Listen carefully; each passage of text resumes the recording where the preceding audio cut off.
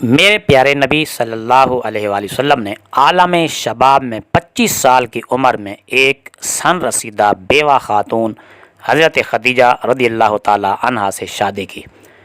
حضرت خدیجہ رضی اللہ تعالی عنہا کی عمر 40 سال تھی، اور جب تک حضرت خدیجہ رضی اللہ تعالی عنہا رہیں آپ نے دوسری شادی نہیں کی۔ 50 سال کی عمر تک آپ صلی اللہ علیہ وآلہ وسلم نے ایک بیوہ پر قناعت کیا۔ اگر کسی شخص میں نفسانی خواہشات کا غلبہ ہو تو وہ عالم شباب کے 25 سال ایک بیوہ خاتون کے ساتھ گزارنے پر اکتفا نہیں کرتا۔ حضرت خدیجہ رضی اللہ تعالی عنہا کی وفات کے بعد مختلف وجوہات کی بنا پر آپ صلی اللہ علیہ وآلہ وسلم نے نکاح کیے۔ آج کا کوئی نوجوان ہے جو 40 سال کی بیوہ سے شادی کرے؟ کوئی بھی نہیں، مگر نبی کریم صلی اللہ علیہ وآلہ وسلم نے یہ کیا ہے۔ 11 شادیاں آپ صلی اللہ علیہ وآلہ وسلم نے کی ہیں، سوائے ایک کے سب بیوگان تھیں۔ جنگ احد میں 70 صحابہ رضی اللہ تعالی عنہم شہید ہوئے۔ نصف سے زیادہ گھرانے بے آسرا ہو گئے، بیوگان اور یتیموں کا کوئی سہارا نہ رہا۔ اس مسئلہ کو حل کرنے کے لیے نبی کریم صلی اللہ علیہ وآلہ وسلم نے اپنے صحابہ رضی اللہ تعالی عنہم کو بیوگان سے شادی کرنے کو کہا۔ لوگوں کو ترغیب دینے کے لیے آپ صلی اللہ علیہ وآلہ وسلم نے خود شادیاں کیں۔ حضرت سودا رضی اللہ تعالیٰ عنہ، حضرت ام سلمہ رضی اللہ تعالیٰ عنہ اور حضرت زینب بنت خزیمہ رضی اللہ تعالیٰ عنہ سے مختلف اوقات میں نکاح کیے۔ آپ کو دیکھا دیکھی صحابہ کرام رضی اللہ تعالیٰ عنہم نے بیوگان سے شادیاں کیں، جس کی وجہ سے بے آسرا خواتین کے گھر آباد ہو گئے۔ عربوں میں کثرت ازواج کا رواج تھا۔ دوسرے، شادی کے ذریعے قبائل کو قریب لانا اور اسلام کے فروغ کا مقصد آپ صلی اللہ علیہ وآلہ وسلم کے پیش نظر تھا۔ عربوں میں دستور تھا کہ جو شخص ان کا داماد بن جاتا اس کے خلاف جنگ کرنا اپنی عزت کے خلاف سمجھتے۔ ابو سفیان رضی اللہ تعالی عنہ اسلام لانے سے پہلے حضور صلی اللہ علیہ وآلہ وسلم کے شدید ترین مخالف تھے، مگر جب ان کی بیٹی حضرت ام حبیبہ رضی اللہ تعالی عنہا سے حضور صلی اللہ علیہ وآلہ وسلم کا نکاح ہوا تو یہ دشمنی کم ہو گئی۔ ہوا یہ کہ ام حبیبہ رضی اللہ تعالی عنہا شروع میں مسلمان ہو کر اپنے مسلمان شوہر کے ساتھ حبشہ کی طرف ہجرت کر گئیں۔ وہاں ان کا خاوند نصرانی ہو گیا۔ حضرت ام حبیبہ رضی اللہ تعالی عنہا نے اس سے علیحدگی اختیار کی اور بہت مشکلات سے گھر پہنچی۔ حضور صلی اللہ علیہ وآلہ وسلم نے ان کی دل جوئی فرمائی اور بادشاہ حبشہ کے ذریعے ان سے نکاح کیا۔ حضرت جویریہ رضی اللہ تعالی عنہا کا والد قبیلہ مستلق کا سردار تھا۔ یہ قبیلہ مکہ مکرمہ اور مدینہ منورہ کے درمیان رہتا تھا۔ حضور صلی اللہ علیہ وآلہ وسلم نے اس قبیلے سے جہاد کیا، ان کا سردار مارا گیا۔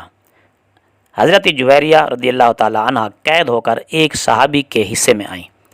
صحابہ کرام رضی اللہ تعالی عنہم نے مشورہ کر کے سردار کی بیٹی کا نکاح حضور صلی اللہ علیہ وآلہ وسلم سے کر دیا، اور اس نکاح کی برکت سے اس قبیلے کے 100 گھرانے آزاد ہوئے اور سب مسلمان ہو گئے۔ خیبر کی لڑائی میں یہودی سردار کی بیٹی حضرت صفیہ رضی اللہ تعالی عنہ قید ہو کر ایک صحابی رضی اللہ تعالی عنہ کے حصے میں آئیں۔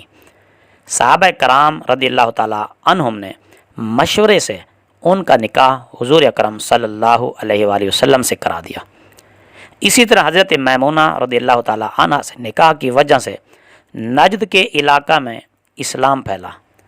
ان شادیوں کا مقصد یہ بھی تھا کہ لوگ حضور صلی اللہ علیہ وآلہ وسلم کے قریب آ سکیں، اخلاق نبوی کا مشاہدہ کر سکیں، تاکہ انہیں راہ ہدایت نصیب ہو۔ حضرت ماریہ رضی اللہ تعالی عنہا سے نکاح بھی اسی سلسلہ کی کڑی تھا۔ آپ پہلے مسیحی تھیں اور ان کا تعلق ایک شاہی خاندان سے تھا۔ ان کو بازنطینی بادشاہ مقوقس نے بطور ہدیہ آپ صلی اللہ علیہ وسلم کی خدمت اقدس میں بھیجا۔ حضرت زینب بنت جوش رضی اللہ تعالی عنہا سے نکاح متبنہ کی رسم توڑنے کے لیے کیا۔ حضرت زید رضی اللہ تعالی عنہ حضور صلی اللہ علیہ وآلہ وسلم کے متبنہ یعنی منہ بولے بیٹے کہلاتے تھے۔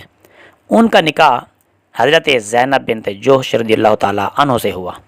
مناسبت نہ ہونے پر حضرت زید رضی اللہ تعالیٰ عنہ نے انہیں طلاق دے دی تو حضور صلی اللہ علیہ وآلہ وسلم نے نکاح کر لیا اور ثابت کر دیا کہ متبنہ یعنی منہ بولا بیٹا ہرگز حقیقی بیٹے کے حکم میں نہیں آتا۔ علوم اسلامیہ کا سر چشمہ قرآن پاک اور حضور اقدس صلی اللہ علیہ وآلہ وسلم کی سیرت پاک ہے۔ آپ صلی اللہ علیہ وآلہ وسلم کی سیرت پاک کا ہر ایک پہلو محفوظ کرنے کے لیے مردوں میں خاص کر اصحاب صوفہ رضی اللہ تعالیٰ عنہم نے بڑھ چڑھ کر حصہ لیا۔